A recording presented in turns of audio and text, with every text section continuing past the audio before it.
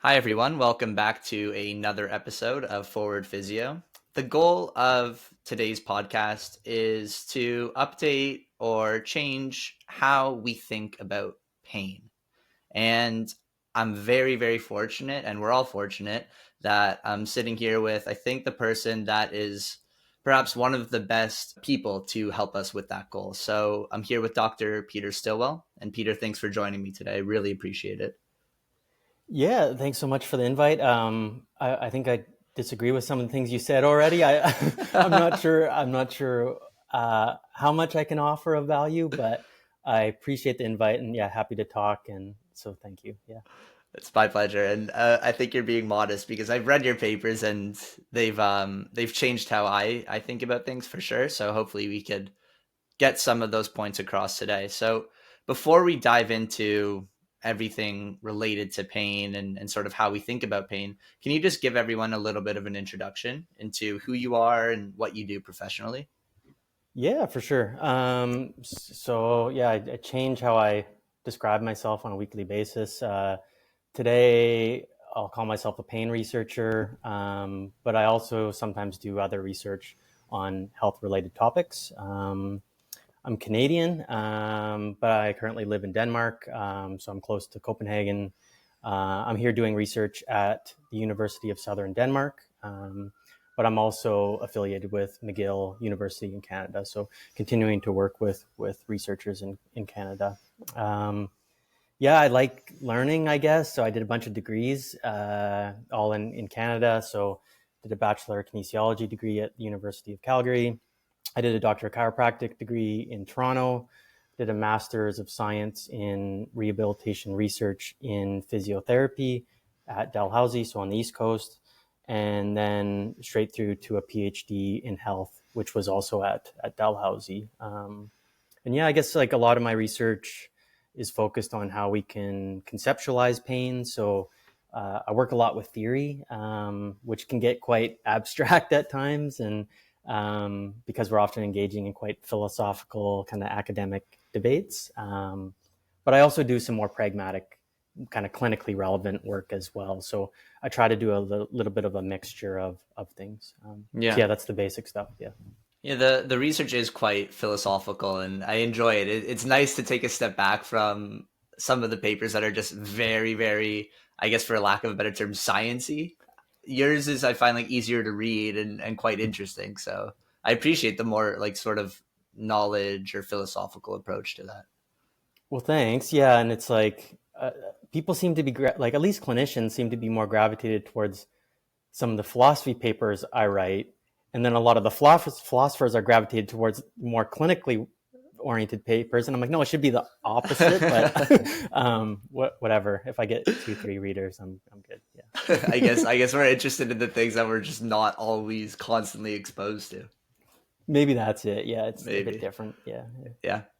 Okay, so I think in order to sort of get us started in just understanding these concepts that you teach, sort of this enactive approach to pain, I think it makes sense to start off with just getting a good grip on what pain actually is and differentiating that between what we call nociception. So, can you sort of differentiate those two terms for us? Yeah, yeah. I really like that starting point, and I guess like people have defined pain and nociception in a variety of ways over the years. I tend to mostly rely on IASP, so International Association for the Study of Pain, and I think most pain researchers or people kind of working dedicated to the field of pain tend to gravitate towards that IASP. So they have a taxonomy of definitions of pain related terms, and they do provide definitions for terms like pain, nociception, but a variety of other terms. And I guess really kind of basic stuff is that pain is this kind of like unpleasant sensory and emotional experience. And they're quite particular with that word experience, and I think that is key. So that means that it is personal or subjective. It's unique to each person, and The difference compared to nociception is more the nervous system activity. So as you know, we have all these receptors in our body, and they can be activated by stimuli that is damaging, so damaging to the tissues, or potentially damaging. So activation of those receptors can create these neural signals.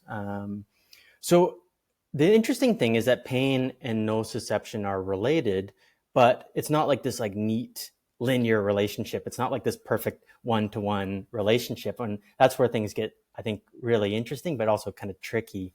So for example, you can have like really high amounts of nociception or high amounts of tissue damage, yet little to no pain. And so I'm sure you're well aware of this, and most people are well aware of this. Is like classic examples in the pain literature are like war, where people just have like these like catastrophic injuries, yet at that time report very little or even no pain. Mm.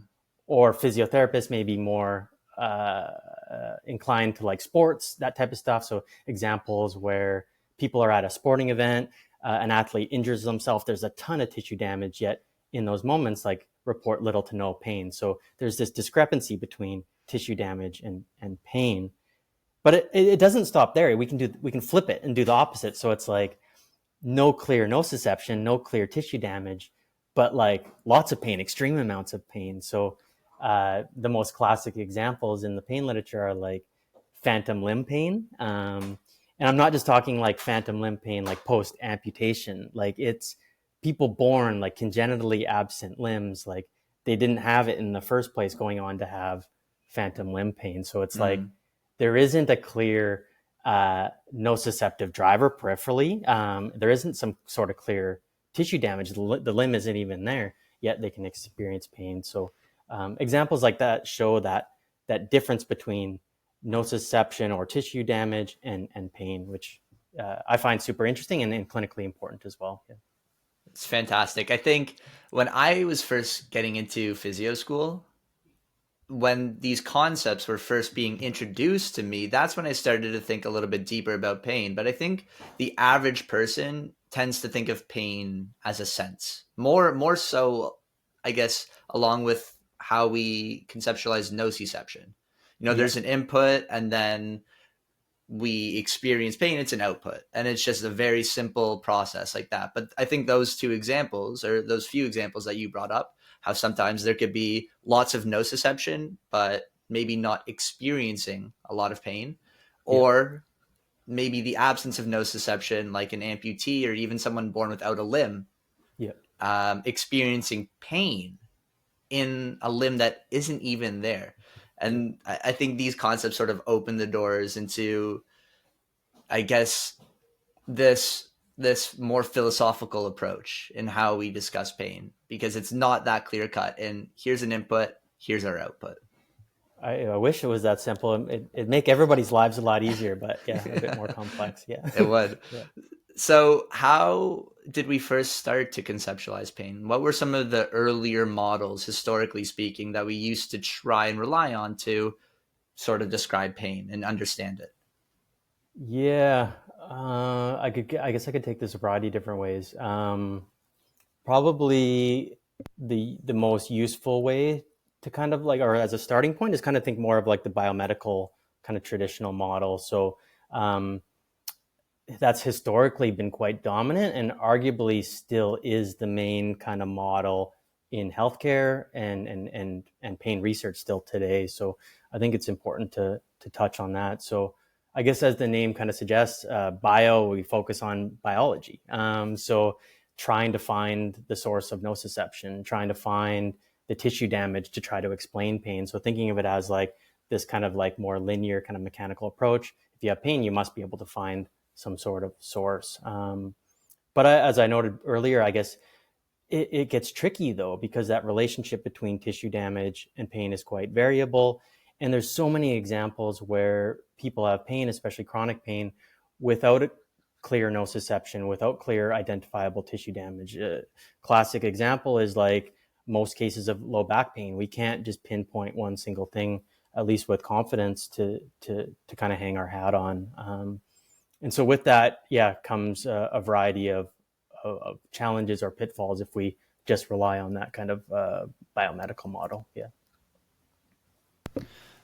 Yeah, I do find that it tends to be very pervasive still. That patients are always looking for like the root cause of their pain. And it's, I guess, another way to talk about the biomedical model is it's pretty reductionist. It's that we find this one source and everything has sort of a cause and an outcome because of it, right? But there's clearly issues with that. Um, so I think that's good to touch on. And then from the biomedical model, we moved more so I think into the biopsychosocial model. Could you explain what that is? And eventually we'll talk about the actual pitfalls of that as well, which I think is fascinating because although the biomedical model is perhaps a little bit more dominant these days, we're starting to shift into the biopsychosocial model. And I think a lot of people think about it as this perfect model that doesn't have its pitfalls, but I think you would point out otherwise, right? Yeah, yeah, and I guess like going back to that biomedical model, like I think a lot of people have been, I guess, stigmatized or not believed when there wasn't this kind of clear biological source of their pain, and so that biomedical model has been critiqued because it downplays or overlooks those psychological and social factors, and I guess even when people do talk about those psychological factors, it's almost like dismissive. It's like, oh, well, we can't find pain in the body, so it must just be all in your mind or all in your head or psychological for some reason. And so some of those issues like led to the development of that biopsychosocial model. So yeah, really getting popular now. People are talking about it, but then I'll often ask people like, what does it mean? Like how would you define it or how would you describe it? And then people kind of give me this like blank look and they're like, it's the thing we should be doing, but I can't quite tell you what it is. So some of my research was like, because I didn't know either. I was just like, I'm like, I probably should know if I'm in healthcare, if I'm a pain researcher. And so some of my Yeah. PhD work was like just diving deep into the model and like into the biopsychosocial model, into some of the history. And I guess most people would say it's like was formally proposed by George Engel. He was like a famous physician, famous researcher. He proposed this landmark paper introducing the biopsychosocial model in 1977. And it really just started with his frustrations. He's like, oh, this biomedical model is just like neglecting these other really important factors, the social factors, the psychological factors. And so his biopsychosocial model, as the name suggests, starts to bring these other factors into the conversation. And some of the, I guess, going into maybe some of the leading towards some of the issues that we see with it is that it is quite vague and kind of clunky at times. And people haven't really quite made sense of how to interpret it. So there's been a variety of these different interpretations. And we've written a little bit about that, including a paper not too long ago. It was in Physiotherapy Theory and Practice. So it was with Ben Cormack, myself, philosopher Sabrina Konings, and Joe Gibson.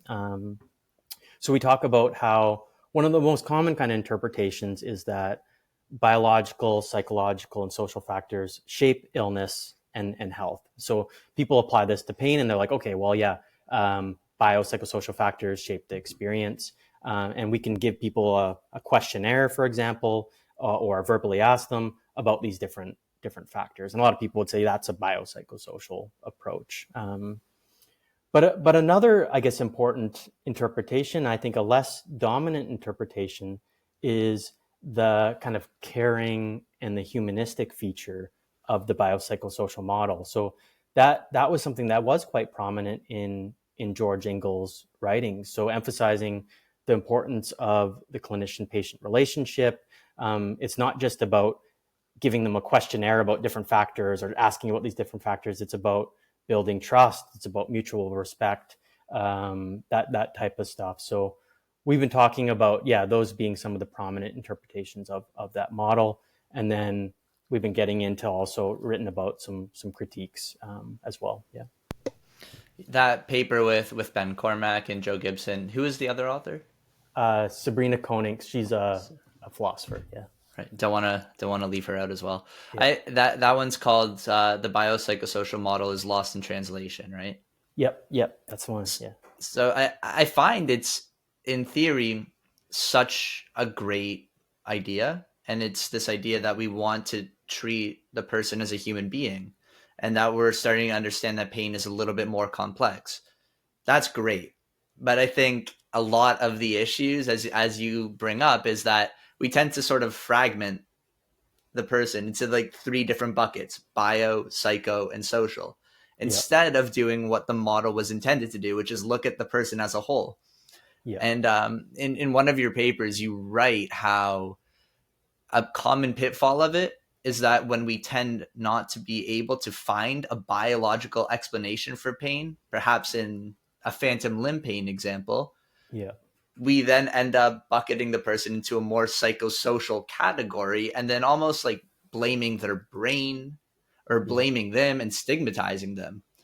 And that is not what the biopsychosocial model was meant to be. That's more so almost like what the biomedical model is we're still looking for this one reductionist source Yep. of person's pain, and then sort of like just having the simple A to B explanation to explain pain, which is a little bit too simple, right? I think you put it so nicely, and I think it comes down in part to some of maybe the vague writing and like some of the limited theory in Engel's writing. So an example is one of his papers. He had this like vertical hierarchy where there's like these different kind of levels of these different systems, and it's like going from like society to the person with the experience down to the nervous system and down to molecules. And so people will go, oh, okay, well, we have the person with experience here, and we can actually make sense of that by just reducing it just to the nervous system or just to the brain. So pain is caused by the brain. And it's like, I don't think that's what George Engel was going for, though. He was talking about how at least he was kind of moving in the direction of all these things are always dynamically interacting. You can't just reduce it to only the bios. You can't just follow his vertical hierarchy down. So yeah, as you nicely put it, we critiqued some of the interpretations, or maybe we call them misinterpretations Right. of his work. And also the buckets. Yeah, it's like the ICF is like a classic example where it's supposed to be grounded in the biopsychosocial model, but you kind of have these like different buckets where it's like a list of biofactors, a list of social factors, a list of psychological factors. And then people will tend to, at least the literature suggests this, and stuff that we've seen is like, well, yeah, we touched on those things, but I'm going to focus on the bucket that I'm most comfortable with, and also the factors in that bucket that is I'm most comfortable with, and largely disconnect them from these other factors. Yeah, tricky stuff. Yeah. Yeah. It's so tricky. It's so hard for us to think about these concepts. I think the human tendency is to simplify and to break things down into things that we understand, which is sort of what we're trying to get away from with these models. I think that's like human nature, though. We put things into buckets to make sense of them, and it's like artificial domains. And I think the issue is when we start to forget that like these are just like artificially created. They're actually connected and intimately tied together, but we just made it kind of clunky to try to make better sense of these things, and we forget that sometimes. Yeah. Absolutely. I'm just gonna pull up a quote quickly before we move on to the next topic that sort of ties what we're speaking about together. You included a quote by the great Dr. Robert Sapolsky, a stress biologist. Mm-hmm. So let me find it quickly. So, boundaries between different categories are often arbitrary, but once some arbitrary boundary exists, we forget that it is arbitrary and get way too impressed with its importance. And I think we can talk about that when it comes to the biological or the psycho or the social, but we could also talk about just different sort of body parts as well. And I think Dr. Sapolsky has the luxury of studying stress, Yep. which impacts everything. So he's, I think, fortunate to understand how things are a little bit more complicated and how a stressful environment can influence things sort of internally within us, Yep. and how that could influence our cognition or our pain, etc. Yep. So the thing about the biopsychosocial model is that it doesn't talk too much all the time about our actual environment, right? Yeah, and I think, yeah, to be fair, I think it does, but it's like And I think it's a really great start. And I think I regret, like, I had a paper with Catherine Harmon in 2019 that was like beyond the biopsychosocial model. And it's like, and people thought that I meant I was like, we're throwing away the biopsychosocial model. I'm like, no, no. And so, like, in retrospect, I probably should have called it building on the biopsychosocial model Mm, instead of beyond, like, because it's like working with Ingalls' foundation, but adding some nuance, adding some theory, because he did kind of have these kind of like, it's like separate layers, and one of those layers was like society, the environment, the biosphere, as he called it. mm. But there just wasn't like as much connection and dynamic interaction appreciated. But for the time, it was like really great thinking. Yeah. Yeah, very fair. And again, I think most of the issues are with misinterpretations of it. Yeah, and I think it's and that comes from a bit of the vagueness too. So it's like it's a problem with the model in itself, but also in the application. So and those two are tied, I think. Yeah. Okay, so let's build upon it. Yeah. Uh, you build upon it with the enactive approach to pain. And it could be a little bit tricky at first. So, could you try to explain it sort of in simple terms for clinicians and even maybe a patient to understand? Yeah, I think it's like, yeah, I guess it's like technical philosophical theory. So I wouldn't explain it to a patient, or maybe there is situations where that would be helpful, but like I think more so for clinicians, like I think maybe knowing a bit more about the theory might be helpful in guiding how they interact with patients. So in really kind of broad strokes, it is like a quite popular theoretical framework to understand experience. It's been around since the 90s, and the foundations before that go back over a century. And people have been applying it to a variety of different topics over the last 30 years, and only more recently applying this theory to the pain experience. So I've been involved in that work, but also other people. But yeah, right from the start, an activists say like we shouldn't be splitting things up into these kind of separate buckets. They make that quite clear. They say that experience comes from a person's interaction with their environment, and there's always these many kind of dynamic factors interacting and shaping the experience. And what's quite interesting is an activist like quite strongly reject this idea that pain is just simply, or any experience is just simply in the head or simply caused by the brain. So it really Mm, starts to conflict with kind of like the popular mantras that you hear in some clinics and some pain courses. So instead, I think they take quite an intuitive approach, pretty common sense. It's like, yeah, the whole body and movement shape experience, but that body is also always in a physical and social environment, and that also shapes the experience. So it is a bit of a, like I think I already said this, like common sense, but it is a bit more comprehensive and a more dynamic view than that kind of like more kind of clunky biopsychosocial approach. Yeah. right, right. So, I maybe it would be helpful to talk about like a pain example and Yeah. how we would sort of look at maybe back pain or maybe even phantom limb pain, whichever one you want to go with under the inactive approach.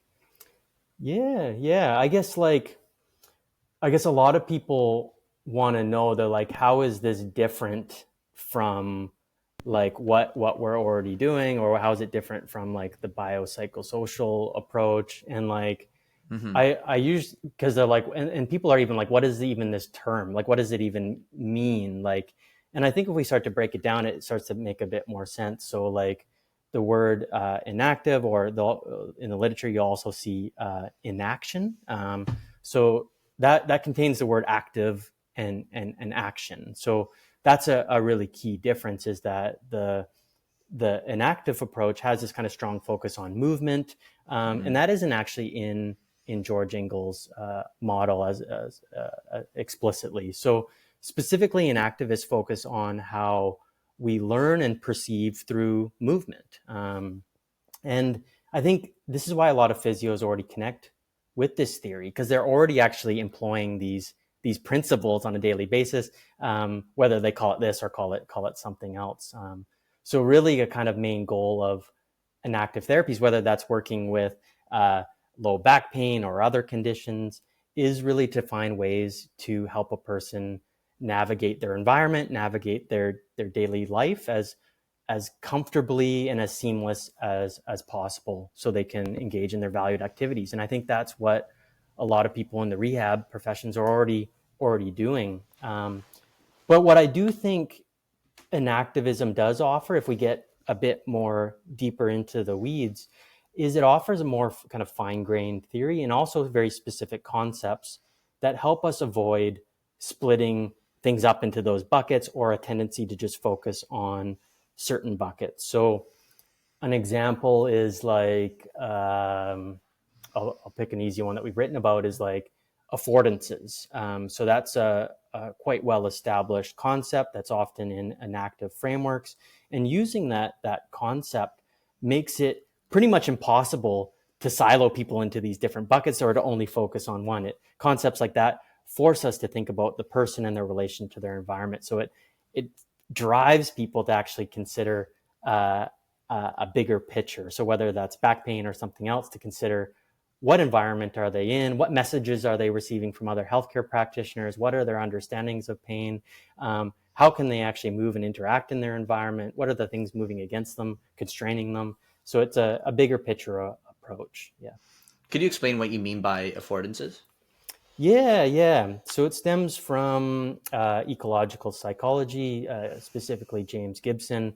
And it's, simply put, it's perceived opportunities for action. For example, for a human with a particular type of anatomy, particular body, in certain types of, with certain norms, a chair is perceived as sittable, where for a snake or another creature with different anatomy, different concerns, would see it differently or perceive it differently, as maybe a place to hide rather than to sit. So what's interesting is that these affordances are shaped by like the person's factors, like the body, anatomy, their existential concerns, their lifestyle, but also the environmental factors, features in the environment.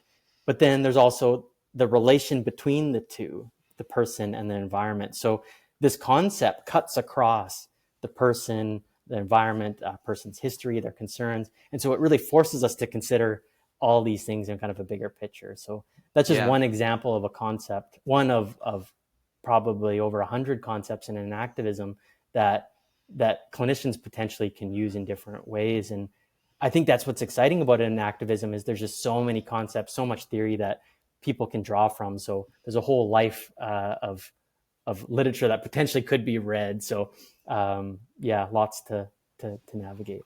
And there's lots of really cool examples that you bring up in your paper to sort of help just describe what enactivism is. And I think some good examples of how movement can influence perception, along with how our environment can do that, and sort of the interplay. Some examples that you speak about are from other studies where if people spread their arms out wide and they're looking at a doorway, they may interpret that doorway as actually being a little bit more narrow. But Mm-hmm. that doesn't happen without the movement of spreading the arms wide, but that also doesn't happen with perceiving this doorway in front of you.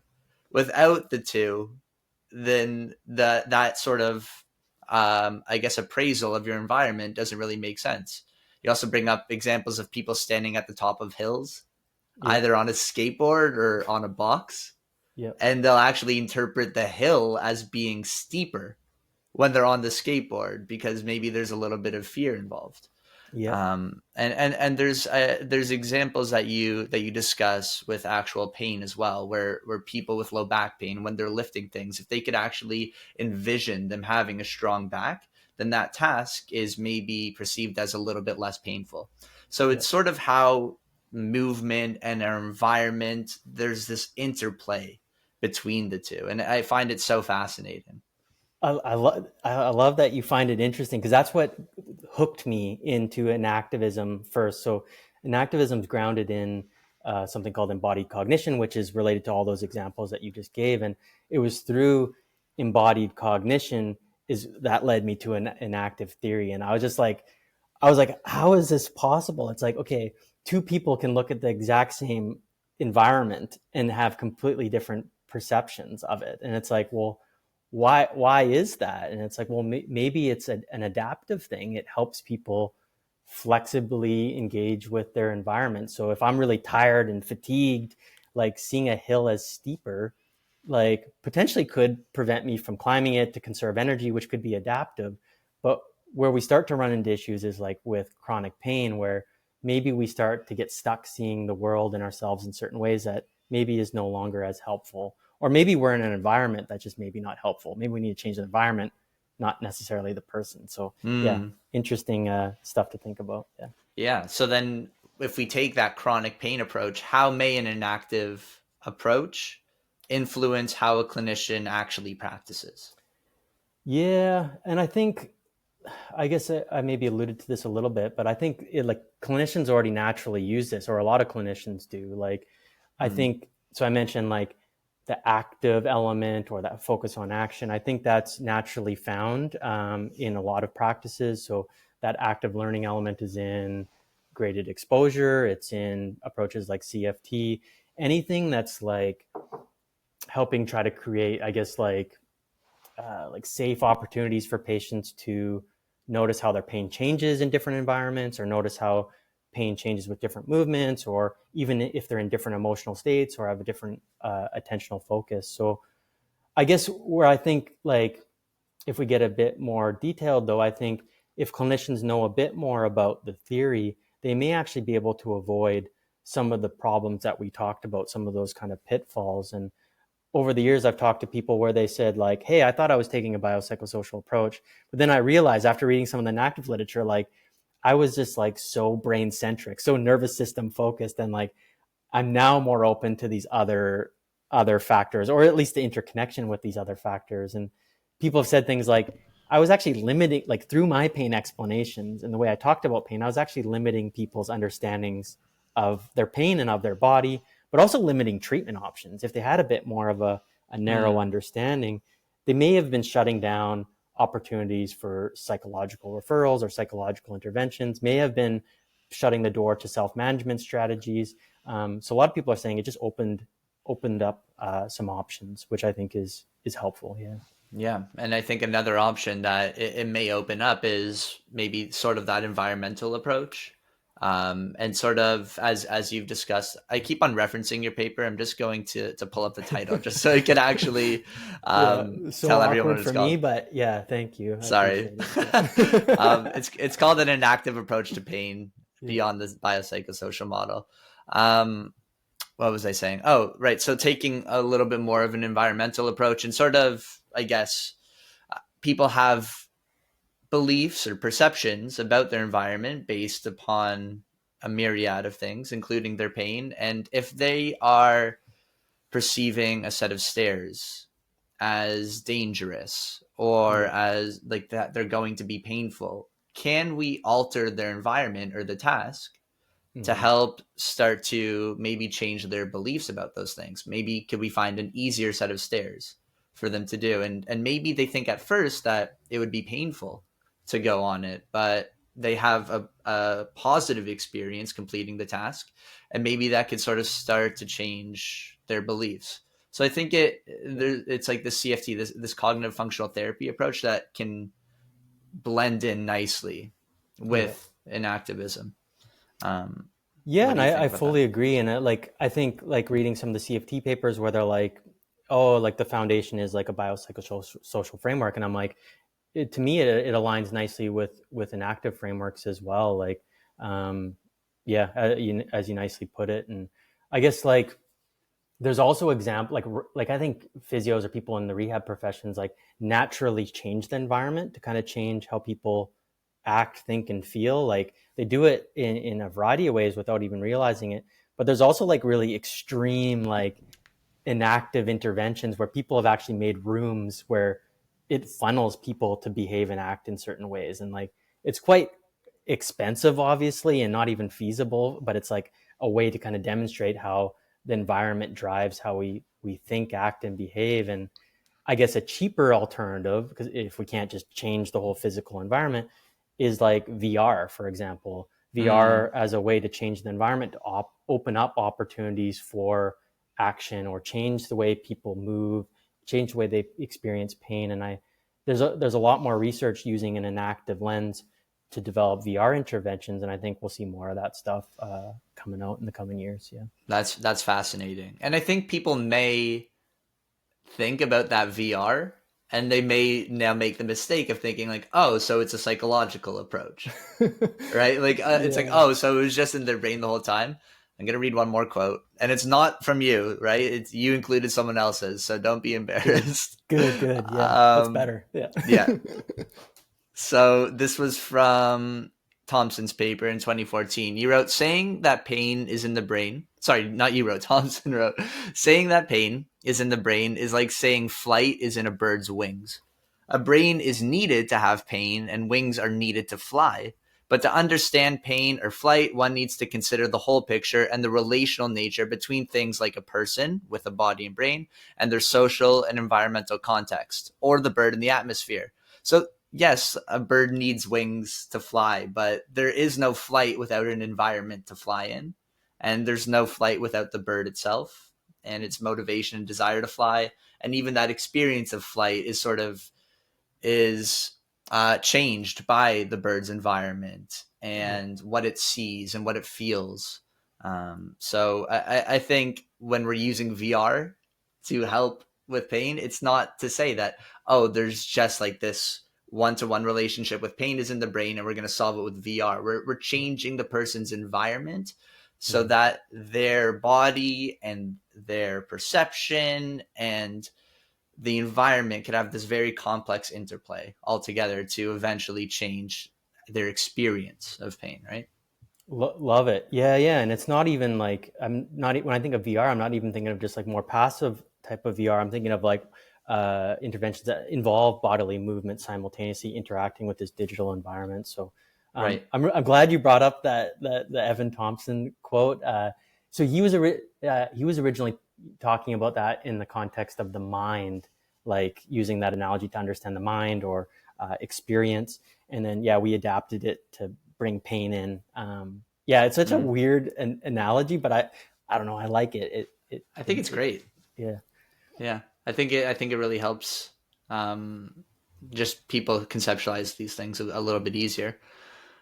You sort of touched on this earlier, but you mentioned that you may not explain enactivism to patients.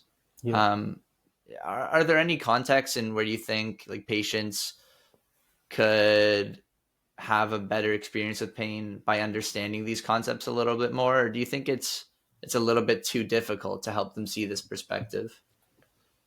Yeah,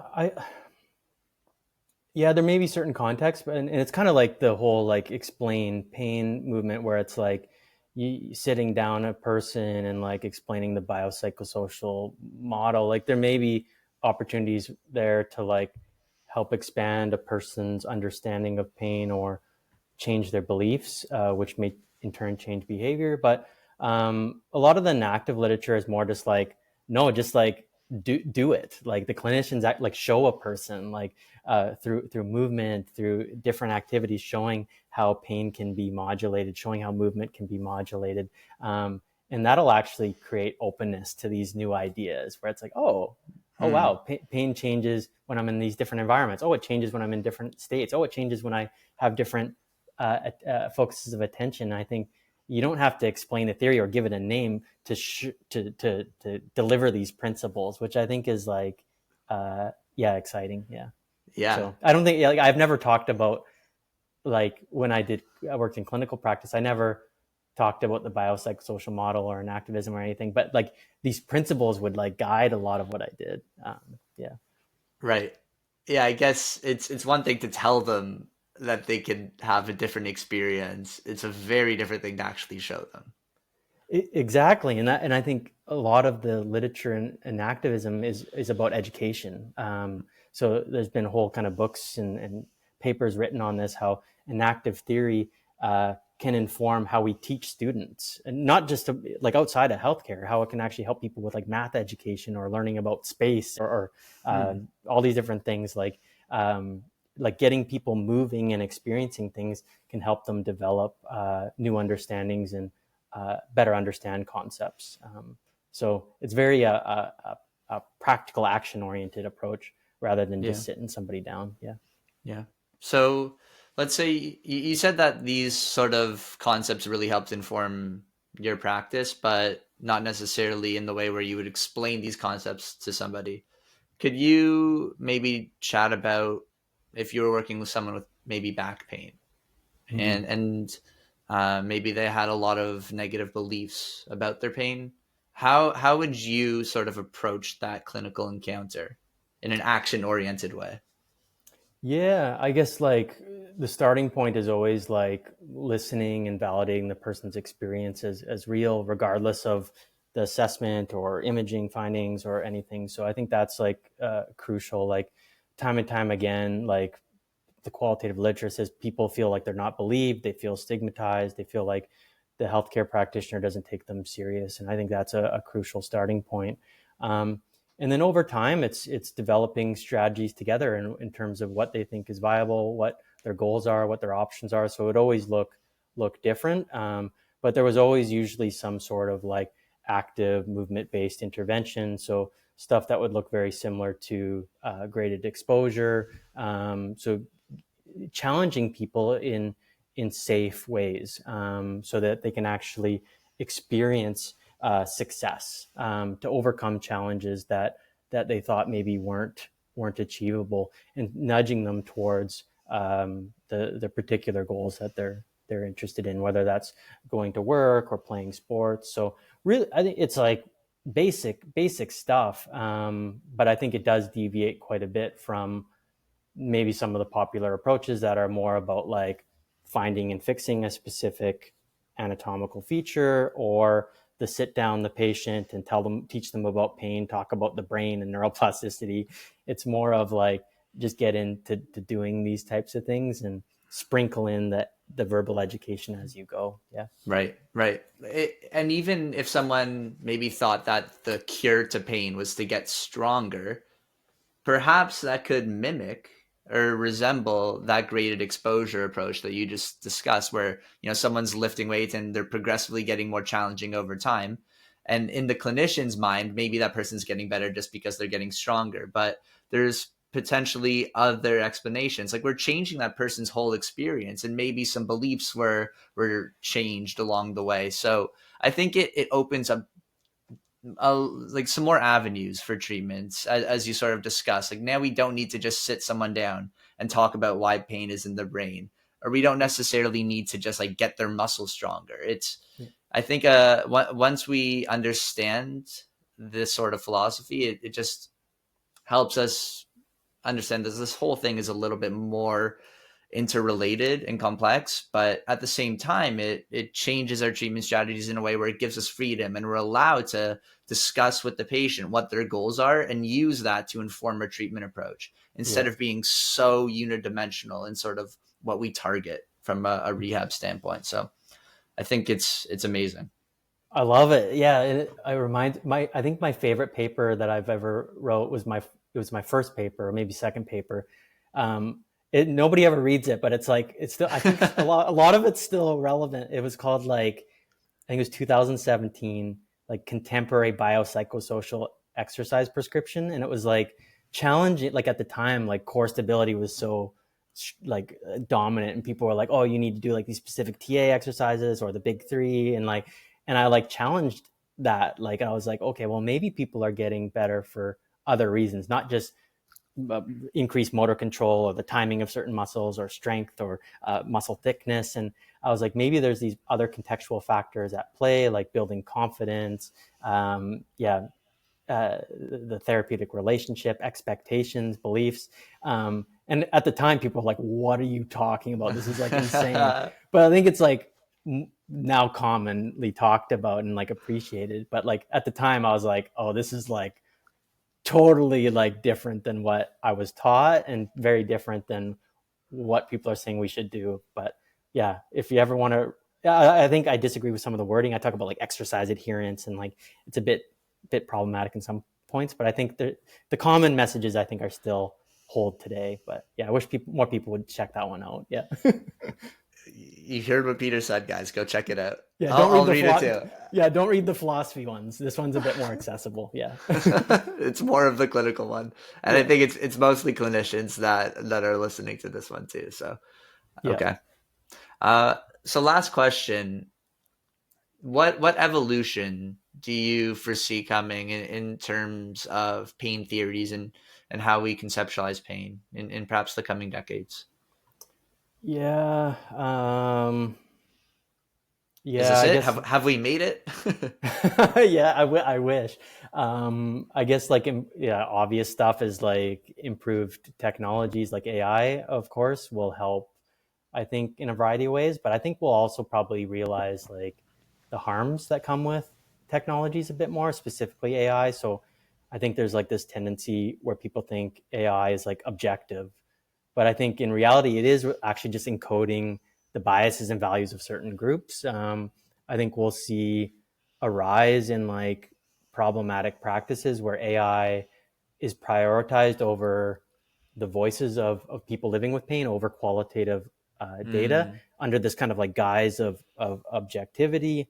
Um, Probably hmm. as more harms are documented, people will recognize this a bit more and be like, oh, we probably should do something about this. And then more discussions about bias and inequities perpetuated by AI, which is like, and now that I say this, yeah, now I'm saying this, it sounds like super pessimistic, but so don't get me wrong, there'll be advancements, but I think, yeah, I think we'll hit a wall at one point and just be like, oh, we did some really bad things.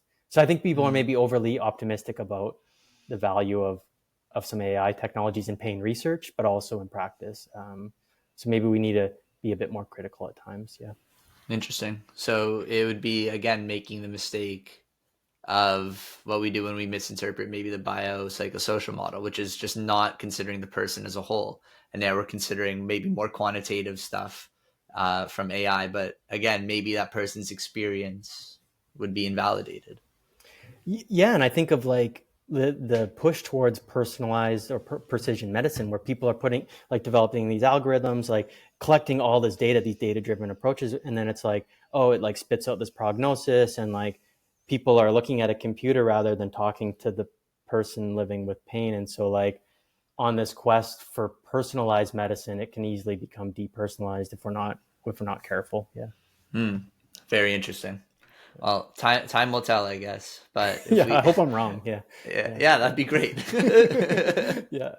Hopefully you're wrong. Yeah. Okay. Um, any closing remarks that you'd like to make, Peter, to sort of tie a ribbon on this? Um, I don't think so. I just want to say thank you so much. And like, I know when I first came across the stuff that you've been doing, like I saw some nice rants on like Instagram, and I was like, oh yes, and he's Canadian. I'm like, this is good. So I want to say thanks for the work that you're doing. And it's not always, it's like pushing against the grain sometimes in some ways, and maybe challenging some ideas and kind of established thought. And I think that's wonderful and great. And it's good to see the critical approaches. And so thank you so much for the stuff that you're doing. Yeah. I appreciate that. I mean, it's much easier to film a 1 minute video on Instagram than it is to write some papers, but I appreciate it. It's all got to roll. Yeah, yeah, yeah, Yeah, that's true. yeah. Okay. All right, Peter. Well, it was great chatting. Thank you so much for coming on. I hope everyone listening learned something and can sort of employ these models into how they practice and sort of start to think about things a little bit deeper and in a more interconnected way. Awesome. Thank you.